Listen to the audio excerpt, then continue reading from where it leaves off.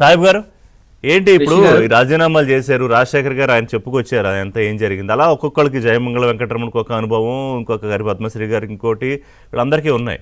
So Rajasekhar గారి వాళ్ళు మనకి జాయిన్ అయ్యి మాట్లాడుతున్నారు. అసలు ఏంటి ఈ రాజీనామాలు, అసలు జగన్మోహన్ రెడ్డి దగ్గర వీళ్ళు ఉండలేకపోవడానికి, ఆ సఫికేషన్కి ఒక్కొక్కరికి ఒక్కొక్క చరిత్ర, ఒక్కొక్క స్టోరీ ఉంది, కానీ ఆమోదం పొందట్లేదు. ఎట్లా చూడాలి ఋషి గారు ఋషి గారు తమరికి ప్యానెల్లో ఉన్నటువంటి సీనియర్ ఆయన రాజకీయ నాయకులు ఎమ్మెల్సీ గారు అయినటువంటి మరి రాజశేఖర్ గారికి, అదేవిధంగా మిత్రులు అడ్వకేట్ గారు ఉన్నారు ఆయనకి, ఏబిఎన్ వీక్షకులందరికీ కూడా నమస్కారం అండి. మీరు ఇంట్రోలో చాలా అంశాలు ప్రస్తావించారు. అదేవిధంగా రాజశేఖర్ గారు ఆయన యొక్క అనుభవపూర్వకంగా ఉన్నటువంటి అవిధానపరమైనటువంటి అంశాలు చెప్పుకొచ్చారు. ప్రధానంగా మనం ఈ అంశంలోకి వెళ్ళబోయేటప్పుడు 2019-24 మధ్య కాలంలో శాసన మండలి జరిగినటువంటి తీరును ఒక్కసారి చూడాలండి. ఓకే, అమరావతి 3 బిల్లులు ప్రవేశపెట్టేటప్పుడు వాళ్ళు నానాయాగి చేశారు. ఒక విధంగా చెప్పాలంటే అధికార మదంతో విర్రవీగి మాట్లాడుతూ పోడియంలో ఉన్నటువంటి స్పీకర్ గారిని వ్యక్తిత్వ హననం చేస్తూ ఆయన మీద అటాక్ చేసినటువంటి సందర్భాలు మనం చూసాం. దానితో పాటు ఆయన కూడా చాలా సందర్భాల్లో బయటకు వచ్చి ఒక విధంగా కళ్ళనీళ్లు పెట్టుకున్నారు ఆ రోజు ఉన్నటువంటి శాసన మండలి చైర్మన్ షరీఫ్ గారు. దాని తర్వాత బొత్స సత్యనారాయణ గారి వ్యాఖ్యలు ఇవన్నీ చూసినప్పుడు ఏంటంటే ఏంటిరా శాసన మండలి అనేది వాస్తవంగా ఏంటంటే అసెంబ్లీలో కొన్ని బిల్లులు కానీ డిస్కషన్లు జరిగినప్పుడు వాటిని మండలికి తీసుకొచ్చి ఇక్కడ ఆమోదం చేస్తారు. పెద్దల సభ ఇది చాలా గౌరవంగా ఉండేది గతంలో. కానీ వైకాపా ప్రభుత్వం అధికారంలోకి వచ్చిన తర్వాత ఆ గౌరవాన్ని, ఆ ప్రతిష్టను మంటగలిపేశారు. పైపెచ్చు ఒకానొక సందర్భంలో జగన్మోహన్ రెడ్డి గారు బయటకు వచ్చేసేసి అసలు శాసన మండలిని నేను రద్దు చేస్తానని చెప్పి కేంద్రానికి లేఖ కూడా రాశారండి. దాని తర్వాత పరిణామాలు చూసినప్పుడు చాలా మంది రాజకీయ విశ్లేషకులు వాళ్ళ దగ్గర వాళ్ళు చెప్పారు, ఏమండి మీకు రాజకీయాలు తెలియదేమో, శాసన మండలి వల్ల ఈ ఉపయోగం ఉంటుందని చెప్పి. ఇక ఆ విషయాన్ని ఆయన సమర్థించుకోవటం ఏమి మాట్లాడలేకపోయాడు. దాని తర్వాత చూస్తే శాసన మండలిలో జరిగిన తీరు ఒక ఎత్తు అయితే, అక్కడికి వచ్చినటువంటి సభ్యులు ఎవరైతే బూతులు మాట్లాడతారో వాళ్ళకి పెద్దపీట వేశారు. మరి రాజశేఖర్ గారు చెప్పింది కూడా అదే. మీరు ఇందాక అన్నారు, ఏమండి కొడాలి నానిని, అదే విధంగా వల్లభనేని వంశీని చాలా గౌరవప్రదంగా చూశారు అక్కడ. అదంతా బూటకం, నాటకం అండి. వాళ్ళు బూతులు మాట్లాడతారు, ఎదుటి వారిని వ్యక్తిత్వ హననం చేస్తారు కాబట్టి రాజకీయంగా పావులుగా వాడుకొని ఆ కులంలో చిచ్చు పెట్టాలని చూశారు. సర్వసాధారణంగా అదే జరిగింది. బ్యాడ్ ఫేసెస్ గా ఉపయోగించుకోవాలని. అవును, ఆ విధంగానే చేశారు. అంటే మిగిలిన కులాల వాళ్ళకి ఎట్టుండిద్దంటే వీళ్ళే మాట్లాడుతున్నారు కదా, చంద్రబాబు నాయుడు గారిని ఇష్టం వచ్చినట్టు మాట్లాడేవాళ్ళు, అదేవిధంగా లోకేష్ గారిని ఇష్టం వచ్చినట్టు మాట్లాడేవాళ్ళు, పవన్ కళ్యాణ్ గారిని ఇష్టం వచ్చినట్టు మాట్లాడేవాళ్ళు. ఆయన స్టైల్ అదే. ఇప్పుడు పవన్ కళ్యాణ్ తిట్టించాలంటే వరుసగా సామాజిక వర్గం వాళ్ళందరినీ లైన్లో దింపుతారు. చంద్రబాబుని, లోకేష్ తిట్టించాలంటే వాళ్ళందరూ బయటకు వస్తారు. ఇప్పుడు ఈ రాజీనామాల పర్వంలో కూడా ఏంటంటే జయమంగళ వెంకటరమణ గారు కోర్టుకు వెళ్ళిన తర్వాత కోర్టు ఒక విధంగా ఆగ్రహం వ్యక్తం చేసింది. 10,000 రూపాయలు 10,000 రూపాయలు కోర్టు ఖర్చులు కూడా కట్టమంది.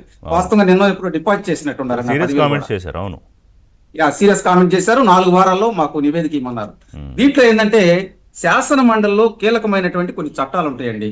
శాసన మండలిలో ఉండేటువంటి కార్యకలాపాల నిర్వహణ నిబంధన ప్రకారం ఆర్టికల్ 180, అదేవిధంగా రాజ్యాంగబద్ధంగా అధికారులు కొన్ని ఉంటాయి 190/3Bలో. దీంట్లో ఏంటంటే ఎవరైనా కానీ ఒక శాసన మండలి సభ్యుడు తనకి తనుగా నా రాజీనామాను ఆమోదించమంటే ఖచ్చితంగా నెలలోపు స్పీకర్ గారు నిర్ణయం తీసుకోవాలి. కానీ ఇక్కడ జరగల. కొంతమంది ఏమో 10 నెలలని, ఒక వ్యక్తి ఏమో సంవత్సరం అయింది, అయినా కానీ అక్కడ ఉన్నటువంటి చైర్మన్ గారు డెసిషన్ తీసుకోవట్లా. అంటే దీని వెనకాల రాజకీయ కుట్ర దాగి ఉంది. నేను ఎందుకు అంటున్నానంటే సభ్యులు పిలిచినప్పుడు కూడా ఆయన అడిగే సమాధానాలు నిన్న సభ్యులు ప్రెస్ లో చెప్పుకుంటూ వచ్చారు. వాళ్ళ వ్యక్తిత్వ హననం చేసేటట్టు మాట్లాడారు అన్నారు. అవి మాట్లాడకూడదు కదా. వీళ్ళే ఆమోదించండి అని వెళ్ళినప్పుడు వాళ్ళ గురించి కొన్ని ఏదో 2-3 డిస్కషన్లు ఉంటాయి. కానీ ఇక్కడ మీకు ఏమైనా పదవులు ఇవ్వబోతున్నారా వాళ్ళు, అదేవిధంగా మీరు ఎందుకు వెళ్తున్నారు, మీ సమస్యలు ఏమన్నాయా?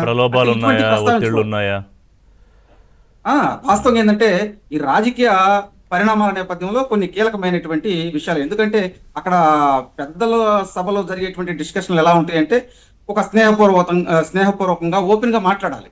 కానీ చైర్మన్ గారు మాట్లాడిన దానికి అభ్యంతరాలు వ్యక్తం చేశారు. ఇక్కడ ఇంకో ప్రధానమైనటువంటి అంశం ఉందండి. జగన్మోహన్ రెడ్డి పిరికివాడు. ఎందుకంటే ఎడిదిరికి వాళ్ళు అసెంబ్లీకి వెళ్తలా, అక్కడ వాళ్ళు వెళ్ళటానికి కూడా ఇష్టపడతలా, ప్రజా సమస్యలు గాలికి వదిలేశారు. ఇక్కడ ఏదో ఒకటి యాగి చేయాలి. ఇక్కడ ఏమైనా కీలక బిల్లులు, అమరావతి బిల్లు కానీ, ఏదన్నా కేంద్రం నుంచి వచ్చేటువంటి సమస్యలు ఏమైనా ఉంటే బిల్లులు కానీ వాటిని ఏ విధంగా ముందుకు తీసుకెళ్లాలనే అంశం మీద ఇక్కడ గొడవ పెట్టుకొని ఆపేద్దామనేటువంటి దురుద్దేశంతో మాత్రమే నంబర్ చైర్మన్ గారు ఎక్కువ ఉంది రాజకీయ కాబట్టి. కుట్రల నేపథ్యంలో ఆపుతున్నారండి. నెంబర్ ఎక్కువ ఉంది కదా. ఇంకో అంశం ఇక్కడ రిషి గారు, ఇంకో అంశం కీలకమైనటువంటి విషయాలు ఏంటంటే వీళ్ళకి 2027 డిసెంబర్లో బలం వీగిపోయింది. ఇక్కడ ఎవరు సభ్యులు ఉండరు. ఈలోపు ప్రైవేట్ మెడికల్ కాలేజీని ప్రైవేట్ చేద్దామనేటువంటి ఒక అద్భుత కల్పన సృష్టిస్తున్నారు. వాస్తవంగా పబ్లిక్ ప్రైవేట్ పార్ట్నర్షిప్ మోడ్ లో మెడికల్ కాలేజీలు పూర్తి చేసి ఈ రాష్ట్రంలో ఉన్నటువంటి విద్యార్థులకు, అదేవిధంగా ఈ రాష్ట్రంలో ఉన్నటువంటి పేదలకు త్వరితగతిన వైద్యం అందించాలని చెప్పి కూటమి ప్రభుత్వం నిర్ణయం తీసుకుంది. దాన్ని ప్రైవేట్ అని చెప్పి కోటి సంతకాల సేకరణ అని చెప్పి ఒక అద్భుత కల్పన. దాన్ని మండలంలోకి వచ్చినప్పుడు ఏ విధంగా అడ్డుకోవాలని చెప్పి కుట్రలు ఇక్కడ ఉన్నాయి. అంటే ఈ రాజకీయాల నేపథ్యంలో జగన్మోహన్ రెడ్డి మోయేష్ రాజు గారికి క్లియర్ కట్ గా ఇన్స్ట్రక్షన్స్ ఇచ్చున్నారు. కాబట్టి ఆయన దీని మీద నిర్ణయం తీసుకోవట్లా. దీని మీద నిర్ణయం తీసుకోకపోగా వాళ్ళు కాలయాపన చేస్తూ ఉన్నారు. అంటే ఇప్పుడు 35 మంది వాళ్ళు వైఎస్ఆర్సీపీ మెంబర్స్, మొత్తం వాళ్ళు 35 మంది ఉన్నారు సార్. 34 మంది కూటమి కలుపుకుంటే 13 మంది, 13 మంది కూటమి మంది ఉన్నారు. 5 స్వతంత్ర అభ్యర్థులు ఉన్నారు. స్వతంత్ర అభ్యర్థులు 5. అంటే ఇక్కడ ఇప్పుడు 5 రాజీనామాలు ఆమోదించినా కూడా 30 మంది ఉంటారు. ఇప్పుడు జకియా బేగం వెనక్కి తీసుకున్నారు కదా, జకియా ఖానం. అవును సార్. సో ఇంకా 5 ఆమోదిస్తే 30 మంది ఉంటారు. Still large number. అవును.